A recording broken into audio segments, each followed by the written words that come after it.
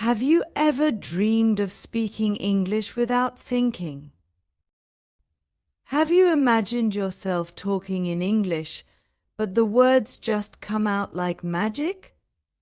No pauses, no stress, just smooth and beautiful English. What if I told you there is a secret, one so simple but so powerful, that it can make this dream come true? Before I share this secret, let me take you to a small, quiet town. A boy named Aaron lived there.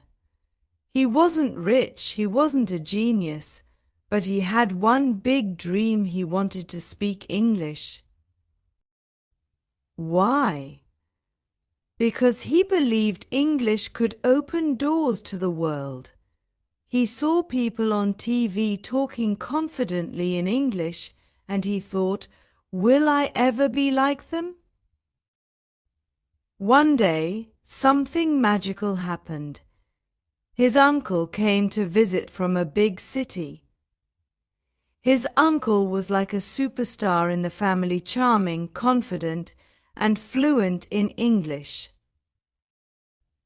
Aaron's eyes sparkled when he saw him speak. Everyone listened with respect. Aaron thought, this is what I want to be. So Aaron asked his uncle, how do you speak English so well? His uncle smiled and said, I don't just speak English, I think in English. Aaron was confused. Think in English. What does that even mean? He didn't understand then, but it was the beginning of something amazing. Now, I want to ask you, do you know what it means to think in English? Most people think they need perfect grammar, a dictionary, or big words to speak English fluently. But no. The secret is simpler. It starts inside your mind. Think about it before you speak any language. Where do the words come from? They come from your thoughts. If you think in your native language and try to translate every word, your brain gets tired. It's slow and it feels heavy. But if you think directly in English, the words flow like a river. No stopping, no blocking. Aaron didn't know this at first, but he was ready to learn. One day he tried a little game. When he looked at his dog, he said to himself in English, my dog is happy. When he went to school, he thought, I am walking to school. These were small sentences, simple words, but they were in English.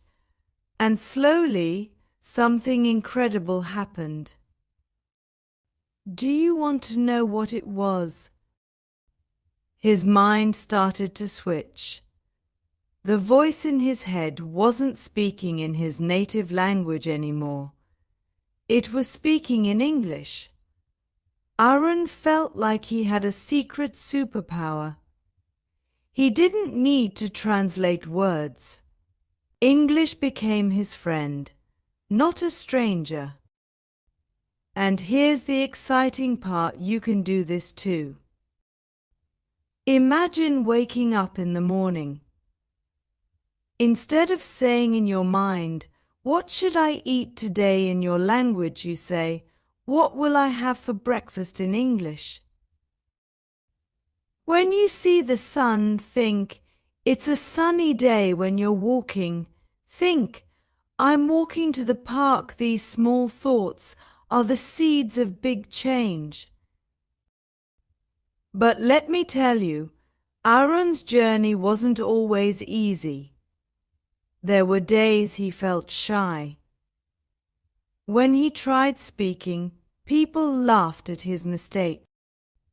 It hurt, but he didn't stop. he thought. Mistakes are not failures. They are my teachers, and every mistake made him stronger. One day, at a school event, Arun was asked to speak in English. His hands were shaking, his heart was racing, but he remembered his uncle's advice: don't think of people, think of your thoughts. So he started. The words came out one after another, and when he finished, there was silence. Then applause. Big, loud applause. Arun smiled. He had done it. Now, close your eyes for a moment. Imagine yourself speaking English like Arun. How does it feel? Wonderful, right? But how do you start? Here's your first step. Talk to yourself in English. Yes, it might feel silly, but it's powerful. When you wake up, say good morning. Self, when you brush your teeth, think, I am brushing my teeth. Talk about everything you see, even if it's simple. Second, listen like a baby. Babies don't start with grammar books. They listen to their parents, their surroundings, and the sounds of the world.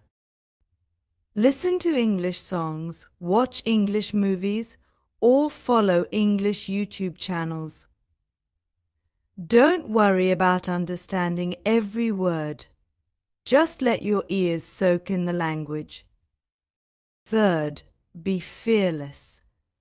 Speak even if you make mistakes. Remember, every great speaker was once a beginner. And finally, fall in love with English. Make it a part of your life. Treat it like a friend, not a subject. Play games, sing songs, and enjoy the journey. Let me end with a thought that will stay with you. Every language is a door. English is one of the doors to the world. Open it, and you'll find endless possibilities. When Arun decided to think in English, he didn't realize how it would change his life forever. At first, it felt strange. His mind was used to his native language, so thinking in English felt like trying to walk on a tightrope. But Arun had a little trick. He made English fun. Do you know what he did? He started to name everything around him in English. When he saw his bed, he would say, "This is my bed." When he saw a tree, he would think, "That tree is tall." Every small object became part of his practice. It was like turning his world into a classroom. But it didn't feel like studying. It felt like a game. Let me ask you this: do you love games? Games are fun because they challenge us, but they also reward us. Arun created his own reward system. If he thought 10 sentences in English during the day, he gave himself a treat: a cookie, a short video, or even a little break to relax. These small rewards kept him excited. What about you? Would you try this game? And then something amazing happened. Arun's little sister noticed his efforts. She was only 6 years old, but she wanted to copy him. She began asking, "What is this in English?" Arun laughed and said, "This is a chair soon. they both started playing a game called What Is It in English. They named things, made sentences, and even acted out short conversations. Here's the beautiful thing about learning: when you share it, it grows. Aaron's sister started learning faster because of his help, and Aaron's confidence grew because he was teaching. Have you ever thought about teaching someone else what you know? Teaching is one of the best ways to learn. Even if you know just a few words in English, share them with someone. Tell your friend, your sibling, or even your pet. The more you say the words out loud, the more natural they will feel. One day, Aaron decided to push himself further. He joined a local English club. It was a small group of people who wanted to practice speaking English. At first, he was nervous. He thought, "What if I make mistakes? What if they laugh?" But when he arrived, he realized everyone was just like him. They were learners, not experts. The first time Aaron spoke in front of the group, he said only a few sentences. They weren't perfect, but the group clapped and encouraged him. Slowly, Aaron became more comfortable. He made friends, laughed at his mistakes, and even helped others. Do you know what he learned from this? That people don't judge you as much as you think. Most people are kind, and they understand how hard it is to learn something new. Aaron realized that making mistakes wasn't scary, it was necessary. Every mistake brought him closer to fluency. Now, let's talk about you. Imagine yourself walking into an English club. Imagine saying your first sentence in English. Maybe your voice shakes a little, but the group smiles and claps. How does that feel? Exciting, right? Let me tell you another secret: you don't need a physical club to practice. Today, you can find people online. Join a language exchange app, a social media group, or even leave comments in English on videos or posts. The internet is full of opportunities to connect. But here's a key tip when you practice: focus on real conversations. Don't try to sound perfect. Instead, think about what you want to say. Imagine you're talking to a friend. Use simple words, simple sentences. Over time, you'll naturally grow. One day, Aaron's uncle returned to visit. This time, something different happened. Aaron greeted him confidently in English. They talked, laughed, and shared stories all in English. His uncle was amazed. He said, "Aaron, you've grown so much. I'm proud of you." That night, Aaron sat by his window, looking at the stars. He thought about his journey. It wasn't just about learning English. It was about becoming a better version of himself. He felt strong, confident, and ready for the world. And now, my friend, it's your turn. You have the same potential as Arun. It doesn't matter where you start. What matters is that you take the first step. Start small. Start today. Talk to yourself, listen to English, and most importantly, think in English. Let me leave you with one final thought. Every step you take in learning English is a step toward your dreams. Don't wait for the perfect time, because the perfect time is now. Start thinking in English and watch your life transform. So, how do you begin thinking in English if it feels too hard? Let me take you back to Aaron's story. After his uncle left, Aaron faced a big challenge. School exams were near, and he barely had time to practice English. He felt stuck, and that little voice in his head started doubting him. Maybe I'm not good enough. Maybe I'll never speak fluently. Have you ever felt like this? That little voice telling you to stop, that you'll never make it? But here's the thing, Arun didn't stop. He remembered his uncle's advice: if you want to think in English, you have to surround yourself with it. So, even during his busy days, Aaron made English part of his life in small, creative ways. When he walked to school, he whispered sentences in English.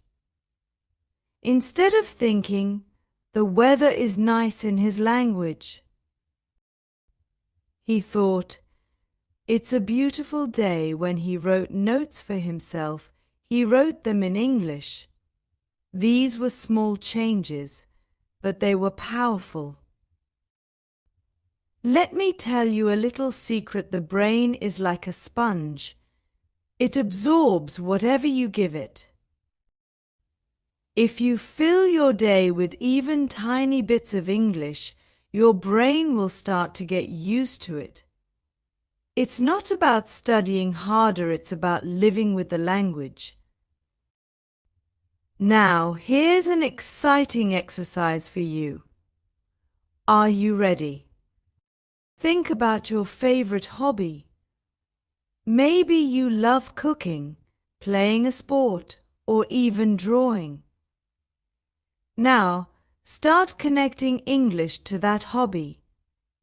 For example, if you love cooking, watch recipes in English. Say the steps out loud in English first. I chop the onions. Then I fry them. When Aaron tried this with his hobby playing cricket, he started saying things like, "I need a bat. I will hit the ball." At first it felt silly, but then he noticed something incredible. He wasn't just practicing English, he was having fun. And here's another idea: use sticky notes. Aaron wrote English words on sticky notes and put them around the house. On his mirror, he wrote, "You look great today." On his door, he wrote, "Open the door." Every time he saw a note, he smiled and read it aloud. Slowly, these small actions added up. But do you know what made the biggest difference? It wasn't just about thinking in English. It was about feeling the language. One day, Aaron decided to listen to English songs. At first, he didn't understand the lyrics, but he loved the music. He started humming along, guessing the words, and enjoying the rhythm. Music became his new teacher. He realized that even if he didn't understand every word, he was training his ears. And guess what? After a few weeks, he started catching familiar words and phrases. Songs like "Don't Stop Believing" became his personal mantra. What about you? Do you love music? If you do, start with songs you enjoy. Don't worry about understanding everything. Let the music flow into your mind. Over time, you'll notice how much you've learned without even trying. But Arun didn't stop there. He wanted to challenge himself more. So he started watching short videos in English. At first he used subtitles in his native language, but soon he switched to English subtitles. And then, one day he watched without any subtitles. It wasn't perfect, but he felt proud. Now imagine yourself doing this. Picture yourself understanding an entire movie in English. Feels exciting, right? Let me tell you something beautiful about the journey of learning. It's not about how fast you go, it's about enjoying the process. Arun learned this when he made a new friend online.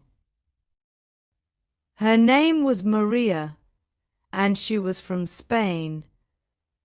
They didn't speak the same native language, so they had to communicate in English. At first, their conversations were simple. Maria would say, "How are you?" and Arun would reply, "I am good. And you?" But over time, their chats became longer and deeper. They shared stories about their cultures, their dreams, and even their struggles with English. Arun realized something magical. English wasn't just a language, it was a bridge. It connected him to people from around the world. And what about you? Have you thought about making a language partner? It's easier than you think. There are apps, websites, and communities where you can find people who want to practice English too. Just like Arun and Maria, you can learn together, support each other, and grow. One day, Arun wrote in his diary, "Today, I spoke English for 10 minutes without stopping. It wasn't perfect, but I did it." He looked at those words and smiled. He wasn't the same boy who was too shy to speak. He had become someone who believed in himself. And here's the most important lesson Arun learned: progress is not about being perfect. It's about being brave. Every time you think in English, every time you say a sentence, even if it's small or wrong, you're taking a step forward. Now, let's try something together. Close your eyes and imagine your future self. You're sitting in a coffee shop, talking to someone in English. The words come easily, the conversation flows, and you feel confident. How does that feel? This future is possible. And it starts now. Let me leave you with one last thought. Every word you speak in English is like planting a seed. Water it with practice, sunshine it with patience, and watch it grow into a beautiful tree.